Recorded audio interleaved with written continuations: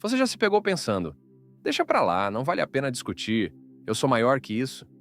Quantas vezes você engoliu a palavra certa, a resposta necessária, o grito entalado na garganta só para evitar um conflito? Pois eu vou te dizer algo que talvez doa ouvir. Toda vez que você faz isso, você trai a si mesmo. Vivemos numa cultura que venera a paz superficial. Desde cedo, somos ensinados que não confrontar é sinal de maturidade, que ser educado é calar quando algo nos incomoda, que escolher o silêncio é ser superior. Isso é uma mentira. Nietzsche enxergou isso com uma clareza brutal. Ele entendeu que boa parte dessa virtude que você carrega não passa de medo disfarçado, medo da confrontação, medo de perder o amor ou a aprovação dos outros, medo de ser visto como alguém difícil, agressivo ou egoísta. Mas eu te digo, enquanto você viver para agradar e evitar conflitos, você estará condenado a engolir a própria raiva. O filósofo chamou isso de moralidade de escravo, um conjunto de valores criado pelos impotentes, pelos ressentidos. Aqueles que não podiam reagir, então aprenderam a se esconder atrás de uma fachada de humildade e submissão. E o pior, isso se tornou a norma. Hoje, você acha que está sendo bom, quando na verdade está permitindo ser dominado. Pare e pense. Quantas injustiças você já tolerou só para manter as harmonia? Quantas vezes se calou quando sabia que precisava falar? Quantas ofensas, humilhações e desrespeitos você engoliu? Tudo em nome da paz? Eu não estou aqui para dizer que você deve sair brigando com todo mundo. Não se trata disso. Trata-se de resgatar o direito de existir com dignidade. Porque, se você não aprender a encarar o conflito, ele vai te devorar vivo por dentro. O ressentimento vai se acumular e um dia você não vai mais aguentar. Nietzsche oferece uma saída, uma filosofia que te convida a quebrar esse ciclo de submissão, que te mostra como o conflito, longe de ser um inimigo, pode ser o caminho para a sua libertação. Neste vídeo, vamos mergulhar nas ideias de Nietzsche sobre o medo da confrontação. Você vai entender como essa moralidade de escravo ainda molda sua vida e, mais importante, como você pode superá-la. Está pronto para ouvir algumas verdades desconfortáveis? Então fique até o final. O que você vai descobrir aqui pode mudar para sempre o jeito que você vê o mundo e a si mesmo. Para entender por que você tem tanto medo do conflito, precisamos olhar para a origem dos valores que você carrega. Em sua obra Genealogia da Moral, Nietzsche revela um processo brutal. Os valores que você hoje julga como bons não nasceram da nobreza de espírito, mas da impotência, do ressentimento e da necessidade dos fracos de se defenderem dos fortes. Imagine uma época em que a força era a lei. Homens nobres, guerreiros, não pediam desculpas por sua vontade de poder. Eles dominavam, impunham limites, buscavam sua afirmação no mundo. A moralidade deles era ativa, afirmativa. Bom era o que refletia força, coragem, grandeza. Mas havia os outros, os fracos, os ressentidos. Incapazes de vencer no jogo do poder, eles usaram o único recurso que lhes restava: virar o jogo de cabeça para baixo. Como? Criando uma nova moral, baseada na inversão de valores. O que antes era bom, força, orgulho, coragem, passou a ser visto como mal, como pecado. E o que era fraqueza, submissão, obediência, humildade, foi elevado ao status de virtude, não por um desejo genuíno de bondade, mas por necessidade. Foi um ato de sobrevivência. Nietzsche chama isso de moralidade de escravo, um sistema de valores que glorifica a renúncia e a passividade, como se fossem escolhas superiores, quando, na verdade, são defesas contra a incapacidade de agir. E essa moralidade continua viva. Ela está nas frases que você ouviu desde criança. Não responda, não discuta, seja bonzinho, não crie problemas. Desde cedo, você foi condicionado a associar confronto com maldade e submissão com virtude. Toda vez que você se cala, baixa a cabeça ou evita um conflito para manter a aparência de harmonia, você está sendo governado por essa moralidade. Você foi doutrinado a acreditar que ser bom é ser inofensivo. O resultado? Um padrão psicológico que aprisiona milhões de pessoas. O medo de se posicionar, de reivindicar o próprio poder. Você se convence de que é maduro por evitar conflitos, quando na verdade é o medo que te paralisa. Mas há outro veneno nesse processo. Porque a raiva que você reprime não desaparece. Ela fermenta dentro de você, se transforma em ressentimento. E esse será o tema da nossa próxima parte. Agora que você entende a origem do seu medo, é hora de olhar para um dos sentimentos mais corrosivos que ele gera, o ressentimento. Nietzsche explica que o ressentimento surge quando um impulso vital, o desejo de agir, de se afirmar, de impor sua vontade, é frustrado e não pode se manifestar. Mas a energia não desaparece. Ela se volta para dentro e, em vez de se transformar em ação, vira veneno. A pessoa ressentida é aquela que gostaria de agir, mas não pode. Gostaria de confrontar o agressor, mas não ousa. Gostaria de reivindicar seu espaço, mas teme as consequências. Então, ela reprime essa força e começa a construir uma narrativa moral para justificar sua passividade. Eu sou melhor porque não reajo. Eu sou nobre porque perdoo. Eu sou superior porque não me rebaixo a discutir.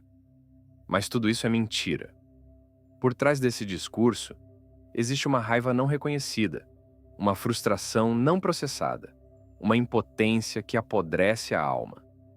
E você sente isso? Toda vez que você se cala diante de uma ofensa e depois passa horas remoendo o que poderia ter dito, isso é ressentimento. Toda vez que você vê alguém abusando da sua boa vontade e, em vez de se impor, apenas acumula amargura, isso é ressentimento. Nietzsche nos alerta. A pessoa ressentida não é apenas uma vítima, ela é cúmplice de sua própria prisão. Ao não confrontar o conflito quando é necessário, você alimenta esse veneno dentro de si. E com o tempo, ele te destrói. O ressentimento cria um ciclo vicioso. Quanto mais você foge da confrontação, mais ressentido se torna. Quanto mais ressentido, menos coragem tem para confrontar. E assim você afunda lentamente num estado de amargura e autopiedade. Mas Nietzsche não acreditava que estamos condenados a esse destino. Existe uma saída, e ela envolve cultivar a vontade de poder, a capacidade de afirmar sua existência sem vergonha, sem culpa, sem medo. E é sobre isso que falaremos agora. Até agora, você viu como a moralidade de escravo e o ressentimento aprisionam sua vida. Mas Nietzsche não era um pensador que se contentava em apenas diagnosticar as doenças da alma. Ele buscava caminhos de superação. E a chave para se libertar dessa prisão está em um de seus conceitos mais poderosos: a vontade de poder. Esse é um conceito muito mal compreendido. Reduziram-no a um desejo de dominação sobre os outros. Um erro grosseiro. Quando Nietzsche fala de vontade de poder, ele fala de algo muito mais profundo: o impulso fundamental da vida. Tudo o que vive quer se expandir, se afirmar, crescer e superar seus próprios limites. É o impulso que move a semente para romper a terra, o ser humano para criar, conquistar e transcender. Mas a moralidade de escravo tenta sufocar essa vontade. Ela diz: não afirme seu desejo, não se destaque, não confronte. Ela te quer num lugar pequeno, inofensivo e controlável. Recuperar sua vontade de poder significa se reconectar com essa força vital que te ensinaram a temer. Significa aceitar que a vida é conflito e que a confrontação consciente é um ato de afirmação. E como fazer isso? Nietzsche nos deixou um mapa simbólico para essa transformação, na obra Assim Falou Zaratustra. As 3 metamorfoses do espírito: o camelo, o leão e a criança. Primeiro, você é o camelo. O espírito que carrega fardos. Ele se curva sob o peso das expectativas alheias e das obrigações morais. Você deve ser obediente. Você deve engolir sua raiva. O camelo aceita tudo, orgulhoso de sua capacidade de aguentar. A maioria das pessoas vive nesse estágio, mas chega um momento em que o espírito se revolta. Ele deseja a liberdade. E para isso, precisa se tornar um leão. O leão é a figura do espírito que aprende a dizer não. Não às imposições externas, não à moralidade de escravo. Para conquistar seu espaço, o leão precisa enfrentar o maior de todos os dragões, o dragão do tu deverás. Cada escama desse dragão é um mandamento. Tu deverás ser manso. Tu deverás evitar conflito. Derrubar esse dragão exige coragem. E então, vem a última metamorfose, a criança. A criança é o espírito renascido, livre do peso do camelo, livre da necessidade defensiva do leão. Agora, o espírito é criativo. Ele não vive mais reagindo, mas criando seus próprios valores. O conflito deixa de ser um campo de batalha e se torna um espaço de criação e afirmação. Agora que você chegou até aqui, é hora de encarar a verdade que muitos preferem evitar. O seu silêncio tem um preço. E não é um preço pequeno. Toda vez que você escolhe o silêncio diante da injustiça, você não está sendo neutro. Você está reforçando o comportamento que te oprime. Você está ensinando ao mundo que aceita ser tratado dessa forma. Você está permitindo que padrões de dominação, abuso e desrespeito continuem existindo.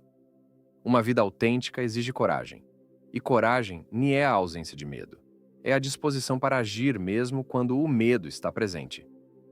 O conflito, quando necessário, é o campo onde a integridade se afirma. É onde você mostra a si mesmo e ao mundo que você tem uma espinha dorsal, que você tem valores, que você tem limites. Então, da próxima vez que surgir o impulso de se calar, pergunte-se: eu estou sendo realmente sábio ou estou sendo apenas covarde? Essa pergunta, se feita com honestidade, pode mudar sua vida. Lembre-se, tornar-se quem você é não acontece no silêncio complacente. Acontece na afirmação corajosa da sua própria existência, no confronto necessário, no conflito inevitável. Você não foi feito para ser um eterno camelo, carregando o fardo dos outros. Você tem dentro de si o leão e a criança. A força para dizer não e a criatividade para construir uma vida que seja verdadeiramente sua. Mas isso exige ação. E exige que você comece agora. Se este vídeo falou com você, se alguma parte dele ressoou aí dentro, eu quero que você comente aqui embaixo. Diga: eu escolho não mais me calar. Escreva isso, porque colocar essa decisão em palavras já é o primeiro passo para torná-la real. Não pare por aqui. Continue a jornada.